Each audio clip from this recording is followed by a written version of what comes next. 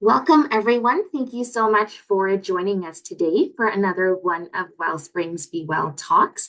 This webinar is presented in collaboration with Pancreatic Cancer Canada. And so the topic of today's webinar is on guiding young caregivers as they support someone living with cancer. And I'm excited to introduce our facilitator for today. If I could have the next slide, please.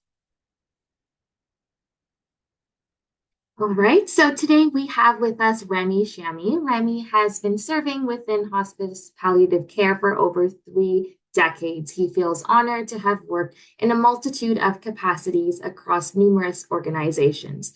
Currently, he shares his knowledge as a case manager with Circle of Care Sinai Health, as well as an independent consultant specializing in person-centered approaches such as cultural humility, trauma-informed care, harm reduction, and servant leadership. So I'm so excited to have Rami with us today, and I will hand it over to you for the presentation today. Thanks, Benita. You could hear me okay, right? Yes, all good. I really appreciate Wellspring and Pancreatic Cancer Canada for inviting me to speak on this special talk. But that has a personal feel to it, and I'll share that in the slides. And I hope, I mean, we have a short period of time, folks, but I'm really hoping that what I share with you today, what we share with you today, has some measure of support, help, impact, and awareness. And there's lots of resources at the end as well, just to garner the support that's often hidden from plain sight. And I'll speak to that in terms of when we speak about young caregivers and carers.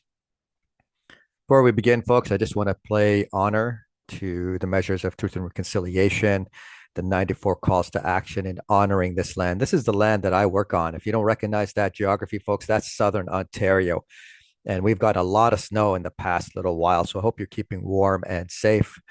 That's a land that I work on, breathe on, live on, have fun on, and would likely die on as the land of Southern Ontario. And in paying homage and honoring that land, I'd like to share a land acknowledgement that the land that I'm standing on today is the traditional territories of many nations, including the Mississaugas of the Credit, the Anishinaabe, the Chippewa, the Haudenosaunee, and the Wendat peoples, and is now home to many diverse First Nations, Inuit, and Métis peoples.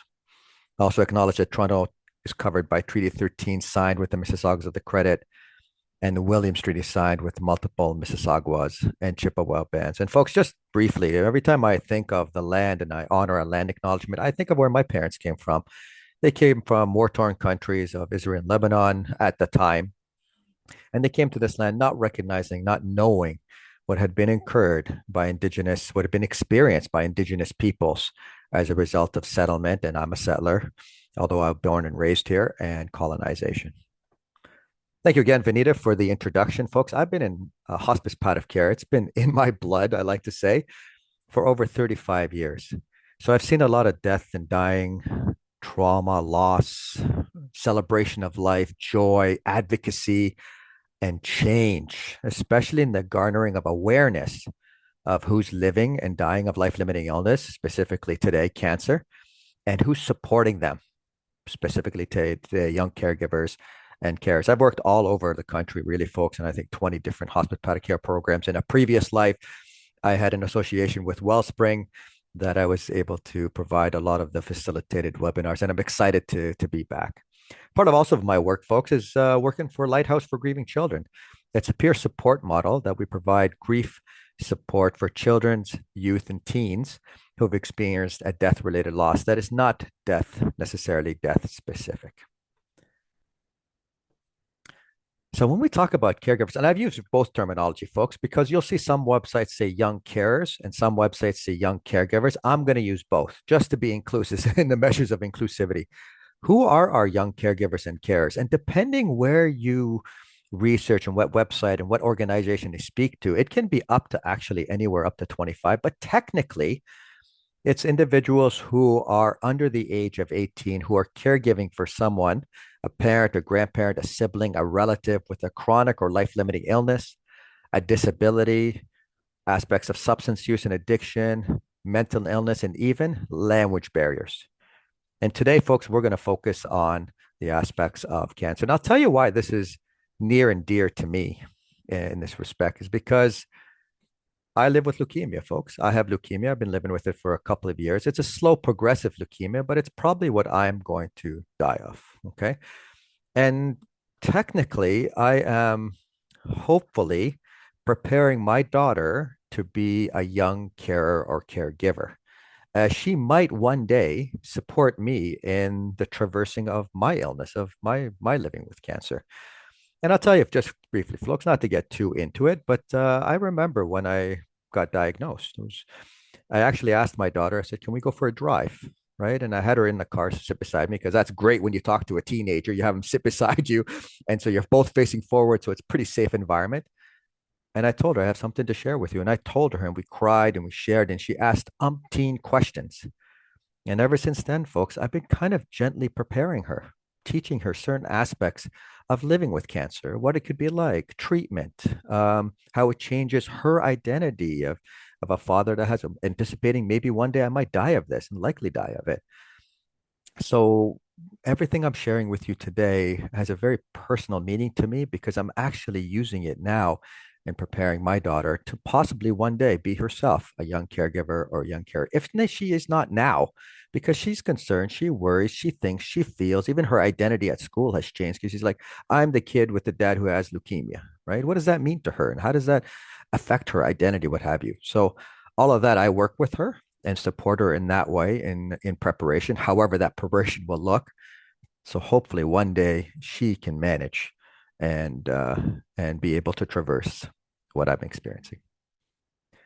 So if we look at folks, what young caregivers and carers do in providing care for someone living with cancer, and it could be cancer that's such as mine, leukemia, which is progressive, and I'm probably going to live with it for 10 or 15 or 20 years. Probably, maybe not, but even advanced cancer, right? I mean, as the cancer changes, okay. And for example, I mean, there could be household chores, right? Things around the household that the individual cannot do or struggling to do anymore. I laugh at my kid, and sometimes we make these off jokes, right? I might say, and I say, "Hey, when I can't do the dishwasher, you're going to be able to pile it in there properly." She's like, "Absolutely, Dad. Let's practice now."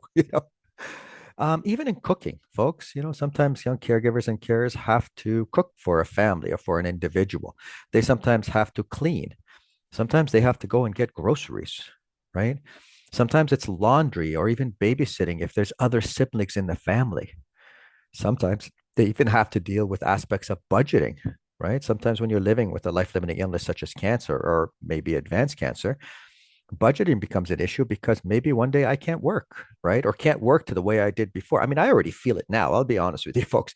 I already feel it. I try to attribute it to age, but I know it's leukemia that I can't work like I did 10 years ago. Okay. And so there's that budgeting piece. Where does the money come from? How are we going to spend our money? What caregiving uh, materials do we need? What do we have to change in our environment?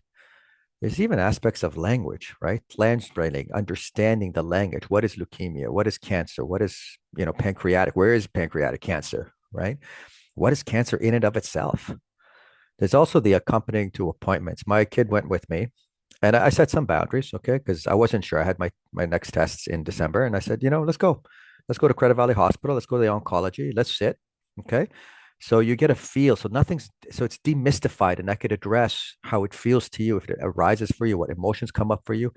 And we sat in oncology and she looked around all the people and she said, Dad, you don't look like any of these people. I said, No, I might one day. Okay. And she says, Okay, just to prepare her, right? She's 14 going on 18, but just to prepare her. And then I went to saw Dr. Yellen and she was lovely and we had our tests and I was stable and what have you. But those appointments are something's accompanied. And I started accompanying my young caregiver, my daughter, very early on so that it demystifies and kind of includes her and there's information sharing. I remember coming out of oncology, coming out of the doctors from Credit Valley Hospital Oncology. She's first thing she said, How was it, Dad? And I went through everything with her just to be that transparent so that not that it does not cause anxiousness and fear, okay, but so that I can speak to it and support it and address it and help her with it. And if I can't do it, even though I work in the field and I'm well versed in this field, I could share it with somebody. I have tremendous colleagues in my work, in my my practice that I could share with her to support her. And of course, there's finances, folks, in that regard, because sometimes living with cancer, whether it's advanced or not, can take a toll in that regard in terms of budgeting, how much I can work, What are the costs, right? And that's the practical cut. Then you can look at even at personal care, right? If the cancer is a bit more advanced, do I need somebody to help me bathe? The caregivers and young carers often help with those aspects, which can lead to aspects of embarrassment, shame, burden. Okay. Even helping the person they're caring for get dressed, or even nutrition and feeding, or supporting with meds, right? What medicines to give, or even to the aspects, and when we get into advanced cancers, toileting or combing one's hair, which obviously I will need somebody to help me with one day. I told my daughter, if my ever hair falls out, you're going to need me to help comb my hair, and she had a good laugh about that. Or even general mobility, folks. And of course, there's emotional aspects. And I'll share with you the folks why I actually brought my daughter along for these appointments to oncology is I want to be able to start to support the emotional, right? Because sometimes, and I recognize it with her, is that a young caregiver or care will start to try to encourage the parent or the person they're caring for to be strong, to cheer up, even sometimes to de-escalate situations. That came from a high conflict abusive marriage, and sometimes that de-escalation, the recognition that I have leukemia, sometimes escalates emotions in other realms of somebody's community or family, or change in family. And sometimes my daughter is part of that, or will be part of that. I remember her trying to calm me down when we're going. I'm like, I'm good when we're going to oncology. I'm like, I'm good. Are you okay? And she's like, I'm okay, Dad, but I want to make sure you're okay. Right. And sometimes young carers, what they do, they listen, they acknowledge. I remember my daughter listening to me all the time in terms of what I was saying to her, of what this was developing in me and going to become of me. And sometimes they carry it. They carry the knowledge. They carry, I mean, I know my kid goes, she goes to school, she carries it with her. My dad has leukemia, right? What am I gonna, well, how's that gonna change her life? Okay. And sometimes, folks, and this is an important aspect that I think is often missed with young caregivers and carers, and that's grieving. And grieving isn't necessarily death related. They could grieve, oh, that's how my life was before diagnosis. Now, what is my life now? What's my future going to be? Who's my identity? How do I relate to other people knowing that I have a person at home that I'm caregiving for? And oftentimes they're told, and I make sure I didn't tell this to my daughter. I wanted to dispel this because she said to me once, she said, I'll be strong, Dad. I said, you don't have to be strong. You don't have to be weak or strong. Just be yourself, be authentic, be honoring how you're feeling. Because some days it'll feel really crappy, being a young caregiver. And some days it'll feel, well, you know what? I'm taking on a challenge. Okay. And why I did this a lot with my daughter, folks, and again, I really appreciate the opportunity to speak to this from a personal perspective, let alone a professional capacity, that so many young caregivers and carers hide in plain sight. I recognize that with my daughter. Like, she goes to school and she's kind of somewhat shifted now because she's the girl that has the dad that's living with leukemia. And there's so many children, teens, and youth and young adults who are caregiving. I think there's almost a million across North America or something along those lines that are caregiving for somebody that they care about, that they love, that might be defined as family, that's living with cancer or some form of a life-limiting illness. But today we're focusing on cancer.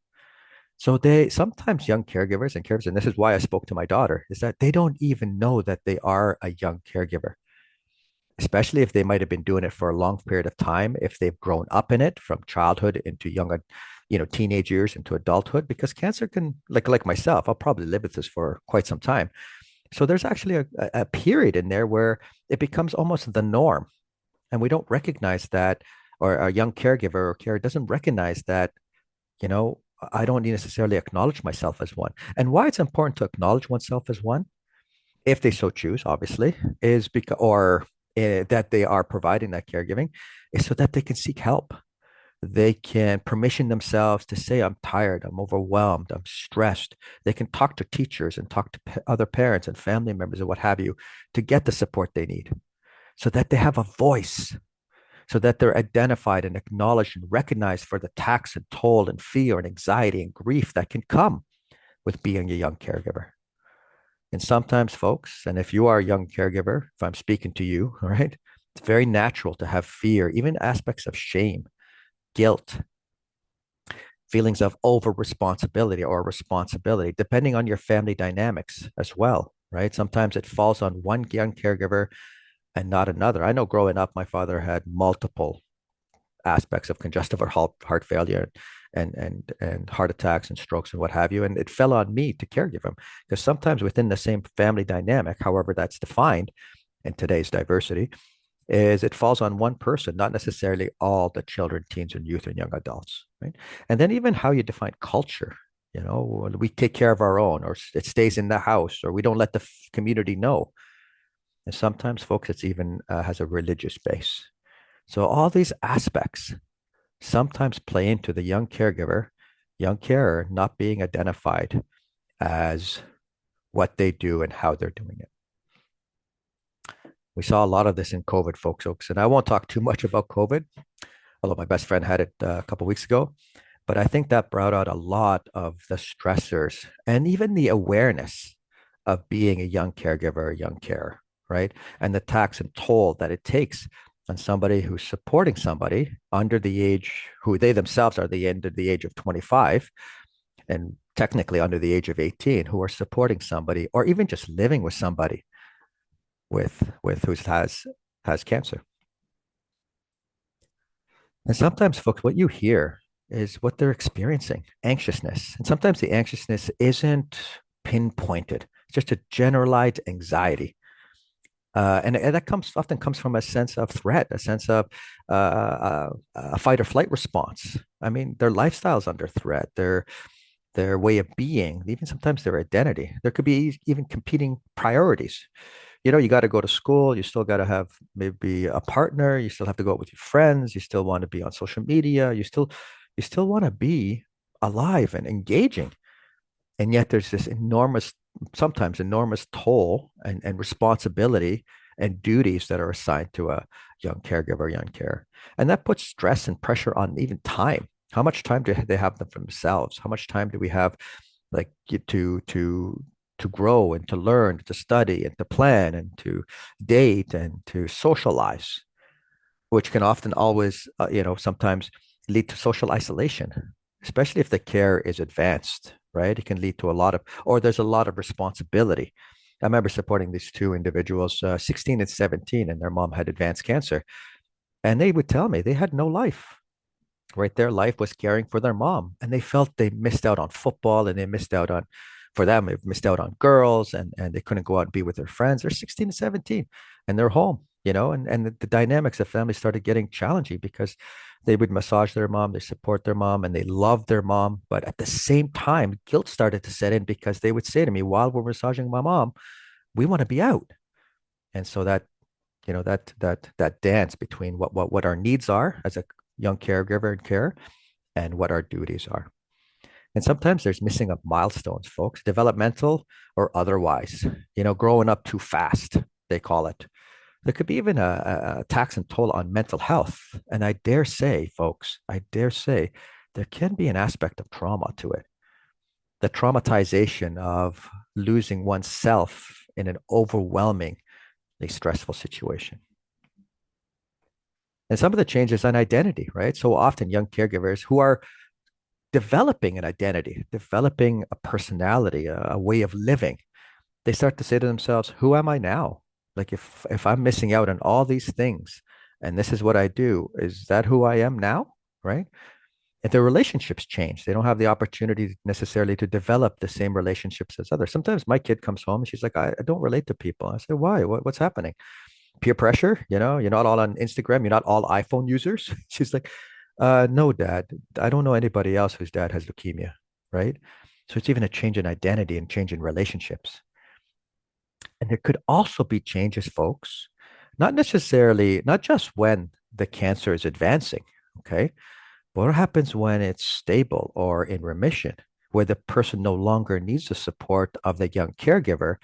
And at a particular age, all of a sudden, they're not doing what they used to do, but they've missed out 6 months, a year, 2 years, 3 years on that development of a personhood, as a young individual. And what do? Just step into it all of a sudden, right? And start trying to make friends and socialize. And when they've spent so much time being a young caregiver, or there can be transitioning to a different type of care.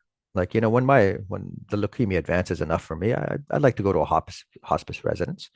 And my daughter's visited hospice residence, what have you.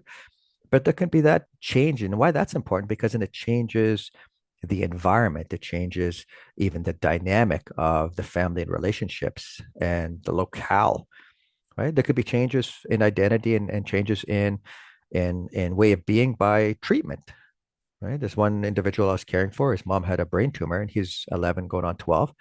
And he was like, that's not my mom anymore. That's not my mom anymore. So part of his challenges was managing the fact that he didn't have a mother anymore that looked like his mom. And that's also grief.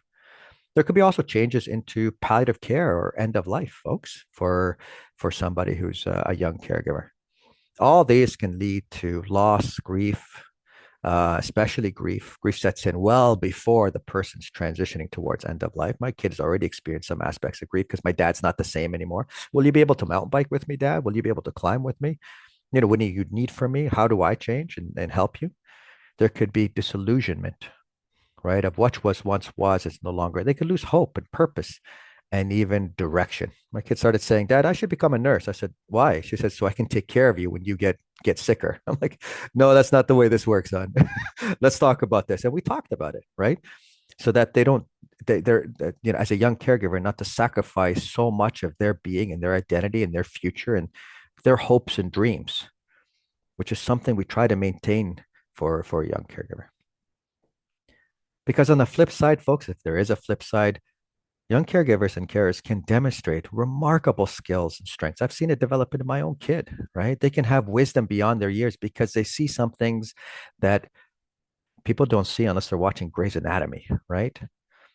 And the struggle, the hope, the treatment, the suffering, the pain, the resilience, right? They could demonstrate even a great deal of resourcefulness, especially as they're faced with caregiving duties. They can be extremely independent, right? Because the parent or whoever they're caring for may not be there to care for them as they once were.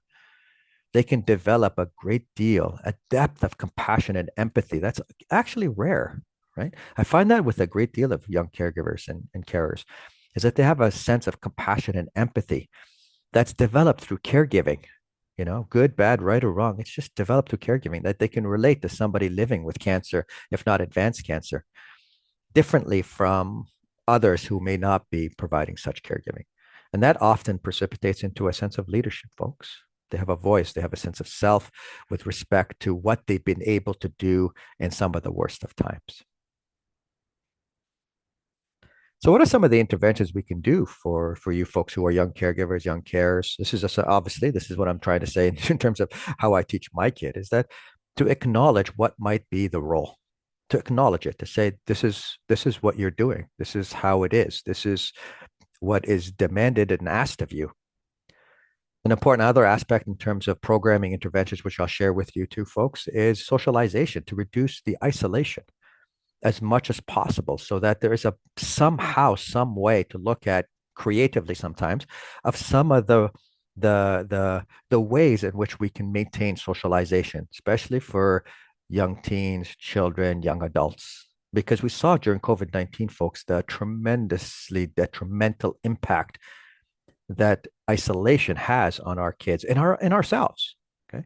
We want to maintain some access to recreation. I'll share you much resources in a little bit to maintain their health and well-being. I mean, it works both ways, right? We want them, hopefully to develop as a young caregiver and care, to develop into healthy, well-being humans, right? But at the same time, the more healthy and the more in well-being they are, the more they're able to care for someone like myself living with leukemia that might need care. And also, it's the education, right? And I'll share lots of resources in terms of education, is how to manage the role of being a young caregiver. How can we help in terms if we are service providers? All right. I mean, I believe healthcare, and let's talk about service providers now, like myself, right? I believe healthcare workers need to have an awareness and an advocacy and know the resources to identify and support young caregivers and carers. When I do home visits, I'm always looking, is there kids, is there teens, is there young adults, and to provide them with the resources and support. So many of the people I support at Circle of Care, uh, just a shout out to my colleague Jacqueline. I believe she's on the line. She's also and Luba, of course. We all work there as case managers. is to see who is else is in this family relationship dynamic that might need our support, because so often they're hidden, they're not recognized. They don't step out of the shadows because may they not identify their role or they're not permission to. Right? And it also goes to schools, folks, to educate schools. I work a lot with different school boards, like Rio and Perth District School Board and the Catholic School Board, is to educate school and staff and teachers and guidance counselors on what is a young caregiver. And so many of our kids and our teens and young adults in school, in university, are providing care for somebody who's living with cancer or some life-limiting illness, to be able to afford them accommodations, right? Like, my kid has an IEP, independent education plan, but maybe there needs to be one also for somebody who's identified as a young caregiver or carer. And then to have those referrals coming from school educators, come from school personnel, right? That if it doesn't reach us as healthcare providers, maybe it could come from the school itself.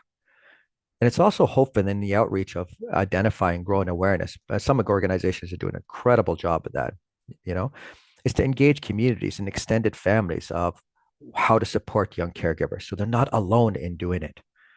And hopefully, folks, to also destigmatize the reliance of on young caregivers, because sometimes I'll tell you, folks, and I experience this, right? Sometimes when parents or whoever is being, living with cancer and is receiving care from somebody who would identify as a young person, sometimes they feel embarrassed, ashamed, guilty. They don't want to be a burden on their children, or they don't want their children to feel like they are being a burden on somebody else, so they don't seek support. Right. I struggled with that. I'm like, I work in the field and I know this. I'm like, I don't want to be a burden on my kid. I don't want to be a burden on her life. I want her to keep going, but that might not work out the way I hoped it would be. So it's to destigmatize that reliance, that it's a very natural uh, thing that happens in supporting somebody as a young caregiver or young carer living with cancer.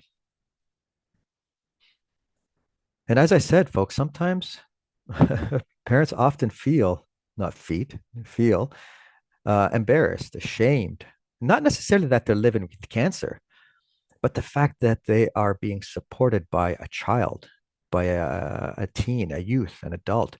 They might even feel guilty that they're robbing them of their childhood, of their future, right? Sometimes there's a feeling that they're burdening them, okay? And also the stigma in communities and societies, right? It's assumed that kids should be doing this, you should be doing that, you should be doing this, and not recognizing many kids don't get to do that. And so what this leads to is the avoiding of seeking support.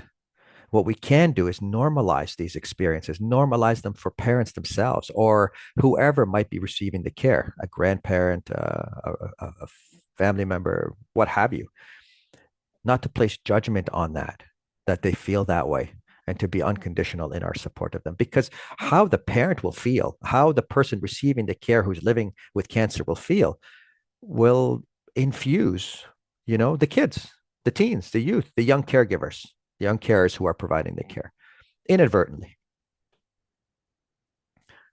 Some of the programs that are out there, folks, it's wonderful. Like if you'll see the resources. You could contact us, contact Wellspring, contact Gildas. There's so many different organizations. Part of the programs to help if you are a young caregiver, young care, one of them is skills building. We teach how to cook. We teach mindfulness to lower the fight or flight response, to lower the stress response.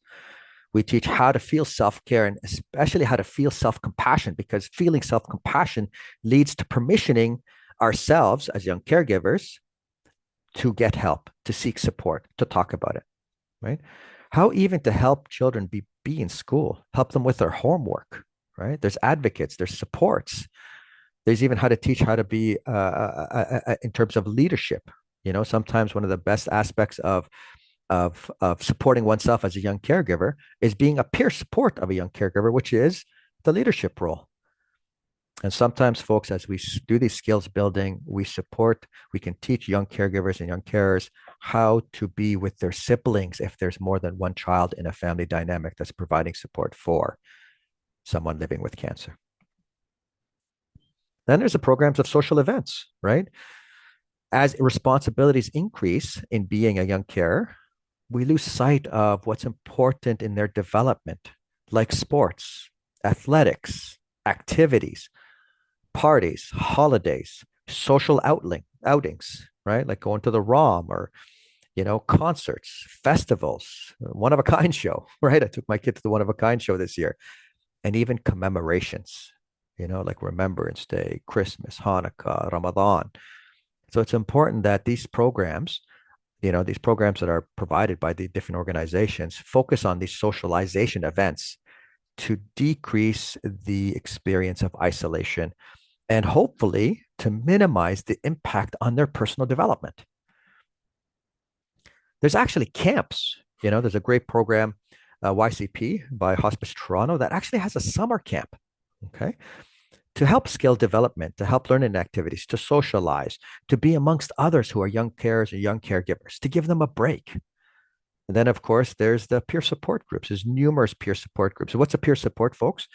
So a peer support is somebody who's a young caregiver, young carer, probably usually under the age of 25, who's providing caregiving for somebody living with a life-limiting illness, such as cancer or advanced cancer, who would speak to, as a group, their experiences to help others who are also young caregivers and carers to speak about their experiences and to give them tools and resources and opportunities to seek support and develop. Yeah, there you have it. I had a whole slide for it extra because I thought peer support. I love peer support. I think it's a wonderful. I mean, that's what we do at Lighthouse for Grieving Children. It's peer support in that regard. And I just want to be also mindful, folks, because I am supporting somebody whose wife died of a brain tumor, and he has a son who is diagnosed, if you can say that, with autism. He's identified as autistic, and he was, while his mom was alive and living with the cancer, with her brain tumor, he was a caregiver. And so the way he and why I'm saying this is because we all, especially as young individuals, we all deal with cancer, life-limiting illness, death, dying, grief very uniquely.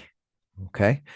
And especially as it pertains to aspects of neurodivergence, ADHD, autism, Asperger's, they may not identify, recognize, and be in the textbook box of how a young caregiver, young carer might express themselves in caring for an individual. Like this young man, like he was expressing himself very uniquely, very individually. Also, folks, one thing I think is missed oftentimes in the experience of young caregivers and young carers is the fact of grief. There can be anticipatory loss. I saw it with my kid. She was bawling her eyes out. She's like, Daddy, what's going to happen? What's going to happen? How are you going to feel? Am I going to lose you? Are you going to still be able to do all these things? What's my future like? Will you be at my wedding? Will you see me have kids? I'm like, kid, you're 14 years old. I'm hoping you're not thinking about weddings and kids right now, but still, right? There's the anticipation of loss. It doesn't have to be losing right now. Like I'm stable, but it doesn't have to be loss right now. It could be the anticipation of loss, which results in the experience and feelings of grief. And those are the emotions. There could be anger, sadness, confusion, frustration, apathy, hopelessness, helplessness. And then especially with kids who are experiencing some form of grief as it relates to being a young caregiver, they can have tummy aches. They could somaticize. It can go into the body, and they could have tummy aches and physical ailments as it relates to their stress. It needs time to adjust to the feelings of grief and anticipating a loss. It needs to have some traction there. What I mean by traction is the awareness and acknowledgement that this is grief. Okay.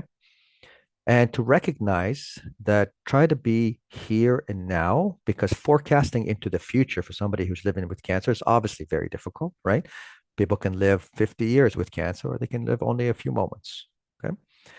And to manage those expectations.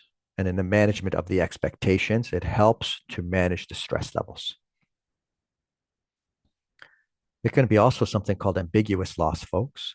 And ambiguous loss is when the person that they're caring for is still alive and right here and present, but the cancer has somehow changed them mentally, emotionally, cognitively, physically. So they're still alive, they're still here. And I remember this one individual I was supporting. He was 11 years old, this young man. And he just kept saying, that's not my mom anymore, because her brain tumor had changed and disfigured her face and changed her face. And everybody was saying to him, saying, that is your mom. Don't be like that. That's rude. And he's like, well, I cook for her and I take care of her. He was cooking at 11 years old. Imagine that. I mean, I was caring for her and he'd wash her feet. And he says, but that's not my mom anymore. I feel like I'm just caring for somebody that I don't even know anymore. And that's part of anticipatory loss. Okay. To recognize that and be able to support it. There can even be aspects of what's called disenfranchised grief. You know, folks, when somebody, a young caregiver, is recognizing that they're feeling the experience of loss, i.e., grieving, right? They're like, but she's still alive. They're still alive. He's still alive. They're still alive. Why am I feeling these feelings? So they don't even feel worthy of grieving. And sometimes, folks, if I may say, as a case in my life, sometimes we come from very difficult childhoods, right? I experienced a lot of childhood developmental trauma growing up. My parents had PTSD from the wars in the Middle East. So I got beaten up a lot and abused and thrown out and all these kinds of things. So sometimes young caregivers may not even feel worthy of addressing their own feelings, or the relationship is stigmatized. You know, same-sex couples, single parents, divorced parents.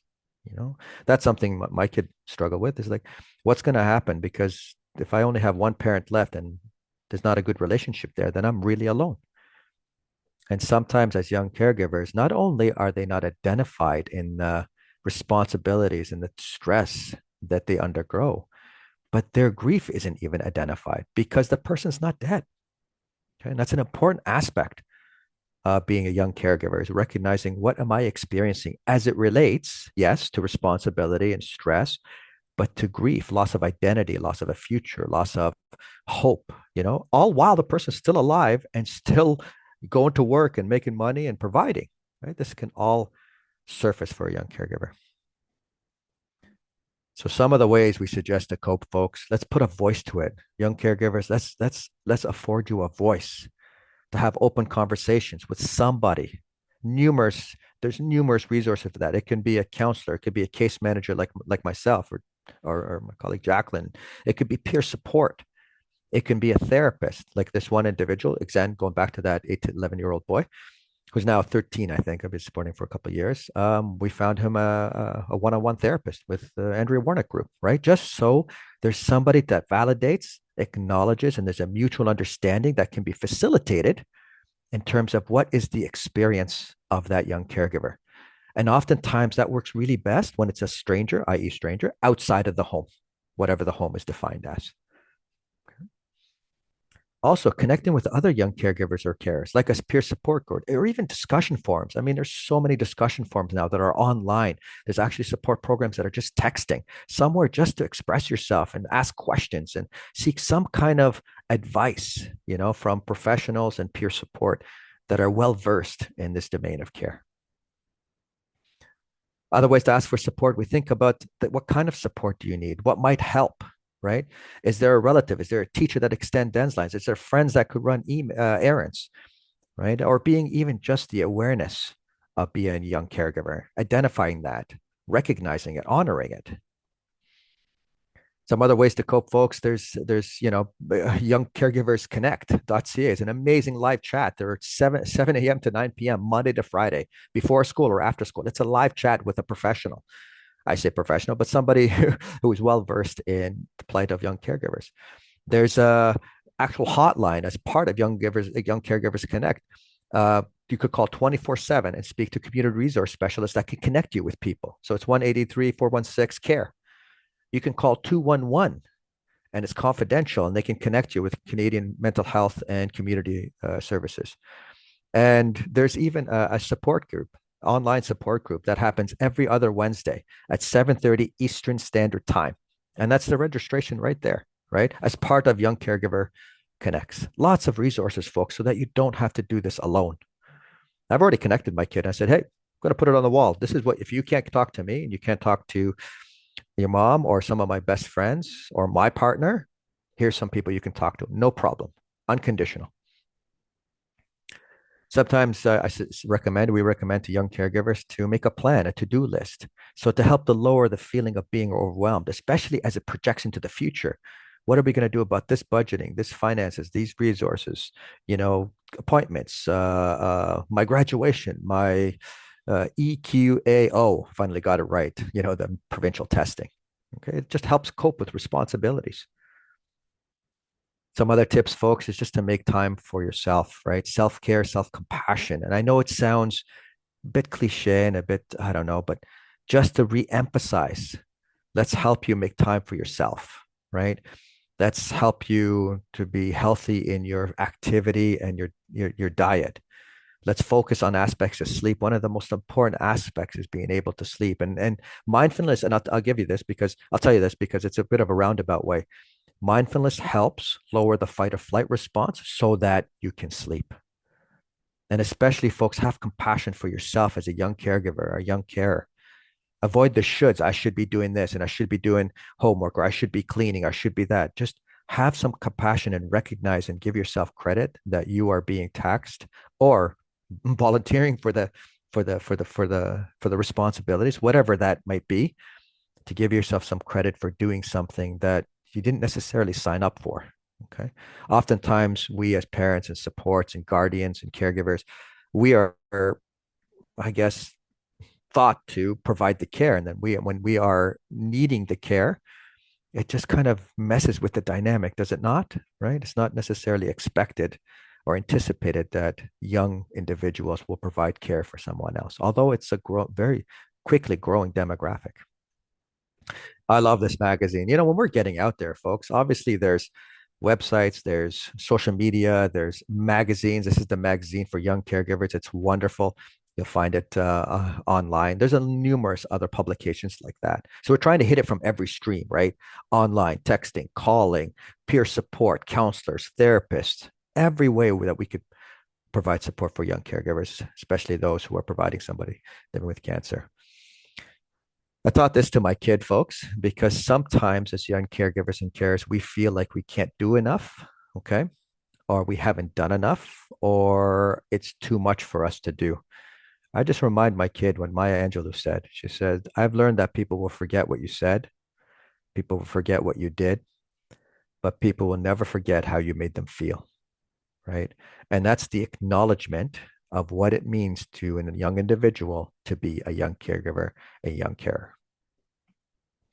I also love this quote, folks. New beginnings are often disguised as painful endings.